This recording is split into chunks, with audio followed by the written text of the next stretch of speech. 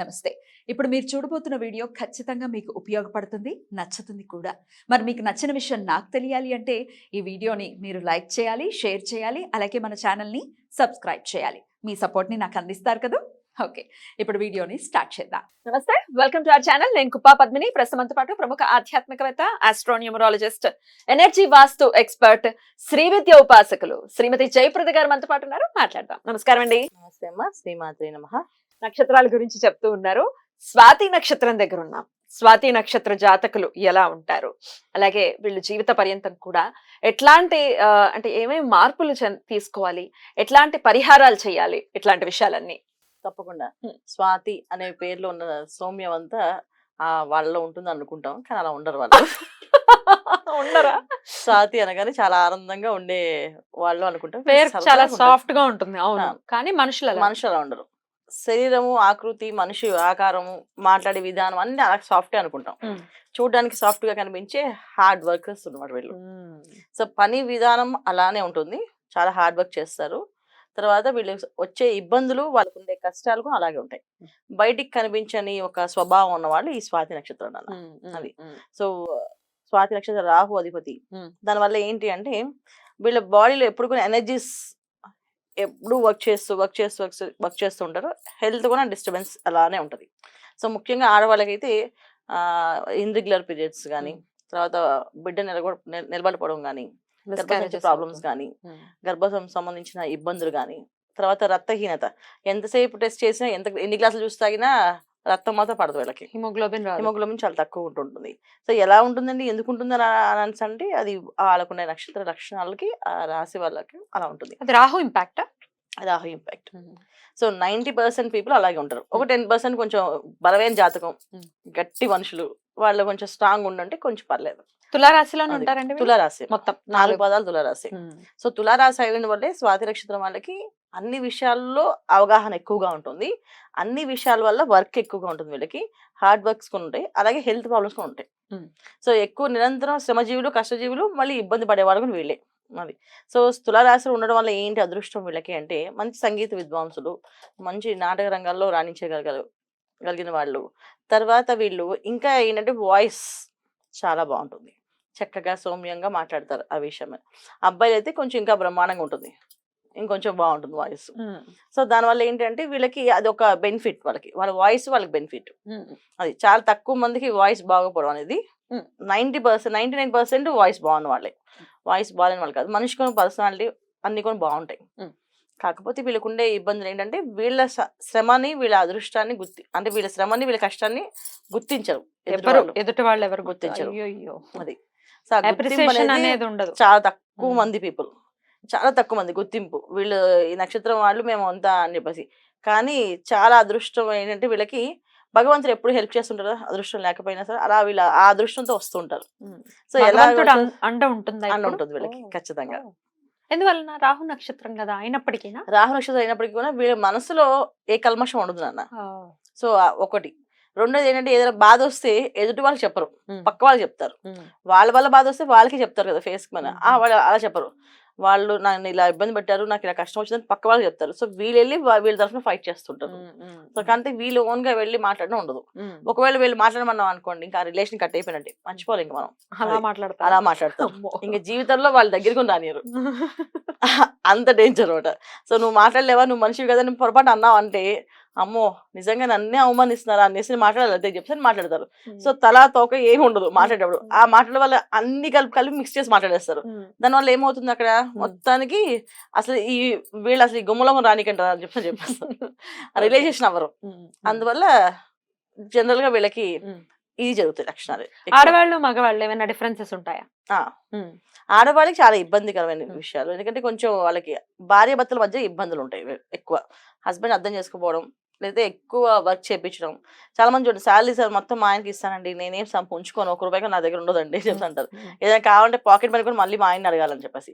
అలాంటి లక్షణాలు కొంచెం వీళ్ళ హస్బెండ్స్ కి. వీళ్ళకి ఉంటుంది. అదే ఈ కాలంలో ఎవరు లేరని చెప్తుంటారు కానీ అలా ఏమి ఉండదు. ఈ కాలంలో కూడా అలాంటి ఇబ్బందులు ఉన్నాయి, శుభ్రంగా ఉన్నారు. సో కష్టపడే వాళ్ళని కష్టపెట్టే వాళ్ళు ఉన్నారు, వాళ్ళు ఆ లాభం వాళ్ళు తీసుకునే వాళ్ళు ఉన్నారు. కాబట్టి వీళ్ళ హస్బెండ్ కూడా వాళ్ళ కోసమే తీసుకున్నప్పటికీ కూడా వీళ్ళకైతే ఒక లోటు అయితే ఉంటుంది కదా, నియంత్రణ నా ఇన్కమ్ అనేది ఒక సంతోషం ఉంటుంది కదా, ఆ సంతోషాన్ని వాళ్ళకి ఇవ్వరు. అది వీళ్ళకి ఉన్న ప్రాబ్లం. అబ్బాయిలు అయితే సూపర్, వాళ్ళకి చెప్పిన మాట వినరు, వాళ్ళు నచ్చింది వాళ్ళు చేసుకుంటారు. ఇంటి డబ్బులు తీసుకొచ్చిస్తారని గ్యారంటీ కూడా లేదు,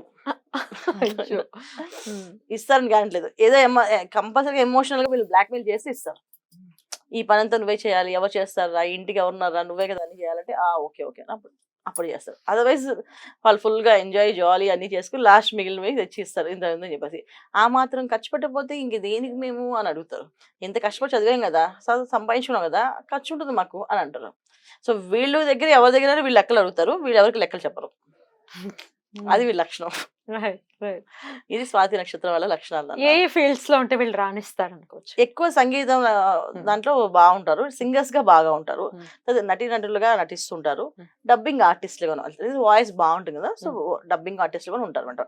ఎక్కువ అమ్మాయిలు కూడా చాలా మంది పొద్దున్న సాయంత్రం డబ్బింగ్ చెప్తూ ఉంటారు. పాపం వాళ్ళకి చాలా తక్కువ ఇన్కమ్ వస్తుంది. సో చాలా మంది డబ్బింగ్ చెప్తే డబ్బులు బాగా ఎక్కువ సంపాదిస్తారు. కానీ ఈ నక్షత్రం వాళ్ళు వీళ్ళకున్న వాళ్ళు పాపం ఈ నక్షత్రం అవడం వల్ల వీళ్ళు డబ్బులు తక్కువ అయిపోతాయి. వీళ్ళు ఎక్కువ వాయిస్ ఓవర్ ఇచ్చినా సరే డబ్బులు వీళ్ళు తక్కువ వస్తాయి. అది వీళ్ళకున్న బ్యాడ్ లక్. ఏ విషయాలు మార్చుకోవాల్సి ఉంటుందండి వీళ్ళు? చెప్పుడు మాటలు వినకూడదన్న, చెప్పుడు మాటలు వినేస్తారు వాళ్ళు తొందరగా, బాగా మనసు పాడు చేసేసుకుంటారు. ఒక మాట అన్నామంటే బాగా ఫీల్ అయిపోతుంటారు. ఏంటి నీకు డ్రెస్ బాగాలేదు అని పొరపాటు అంటే ఆ డ్రెస్ వెళ్ళి మార్చేసుకుంటారు. ఈ డ్రెస్ బాగాలేదని చెప్పారు, పొద్దున్న సాయంత్రం దాకా బాధపడుతుంటారు. అయ్యో. సో అది చాలా ఇబ్బందికర విషయం కదా. సో ఎప్పుడైనా కావాలని కొంతమంది వీళ్ళ వీక్నెస్ తెలిసి ఆడుకునే వాళ్ళు కూడా ఉంటారు. ఇప్పుడు బాగా నవ్వుతుందా, మనం ఒక మాట వెళ్ళి చెప్తే ఇప్పుడు నెక్స్ట్ సాయంత్రం దాకా నవ్వుకుంటూ ఉంటుంది అనేసి. సో అలాగా ఏడిపించే వాళ్ళు కూడా ఉన్నారు వీళ్ళని. అలాగే అబ్బాయిలు కూడా అంతే. ఒక విషయం ఏదైనా అన్నామంటే వాళ్ళు చాలా సెన్సిటివ్ గా ఫీల్ అయిపోయి ఇంకా వాళ్ళు నిరూపించుకున్న ట్రై చేస్తూ వాళ్ళు ఇబ్బంది పడుతుంటారు. అది వీళ్ళ లక్షణాలు. అవి తగ్గించాలి. ఎట్లాంటి పరిహారాలు చేసుకోవాలండి for the peaceful life? Meditation ఎక్కువ చేయాలి వీళ్ళు. మెడిటేషన్ చేయడం ఒకటి. వీళ్ళకున్న మెయిన్ ఒకటి విషయం మర్చిపోయిన ఏంటంటే వీళ్ళకి బయట ఫుడ్ ఎక్కువ తింటారు. Out side foods, masala foods చాలా ఇష్టం. ఆ టేస్ట్ అంటే విపరీతంగా అసలు అది వదలబుద్ధి కాదు వీళ్ళకి, అంత తినాలనిపిస్తుంటది. సో దాని వల్ల చాలా హెల్త్ ప్రాబ్లమ్స్ వీళ్ళకి ఎక్కువగా ఉంటాయి. అది తగ్గించేయాలి ఫస్ట్. బయట ఫుడ్ కాకుండా వీళ్ళు ఓన్గా ఇంట్లో తినేది, అది శాకాహారం అయి ఉండి సూపర్గా ఉంటే పనిచేస్తాయి. నాన్ వెజిటేరియన్స్ కానీ నాన్ వెజ్ తినడం కానీ చేస్తే వీళ్ళకి తొందరగా హెల్త్ డామేజెస్ అవుతాయి. చాలా మందికి కిడ్నీ ఎఫెక్ట్ కానీ లివర్ ప్రాబ్లం కానీ వచ్చేది ఈ రాశి వాళ్ళకి, ఈ నక్షత్రం వాళ్ళకి. ఈ నక్షత్రం ఎట్లాంటి పరిహారాలు చేసుకోవాలండి? వీళ్ళు ఎక్కువ దుర్గాదేవి ఆరాధన, దుర్గాదేవి ఆరాధన చేయడం ఎక్కువ అలవాటు చేసుకోవాలి. తర్వాత విజయవాడ కనకదుర్గమ్మ వారి గుడికి వెళ్ళి దర్శనం చేసుకోవడం, అక్కడ నిద్ర చేయడం, అక్కడ ఉండడము. తర్వాత దురలవాట్లు దూరంగా ఉండడం. దురలవాట్లు అంటే ఏదో వ్యసనాలే కాదు, లేటుగా లేవడము, అతిగా నిద్రపోవడము, అతిగా మాట్లాడడము, అతిగా నవ్వుకోవడము, ఇవి కూడా దురలవాట్ల కింద దురలక్షణాల కింద వస్తాయి. అతిగా నిద్రపోవడం, డెఫినెట్లీ. అతిగా తినటం, ఒబెసిటీ వస్తుంది.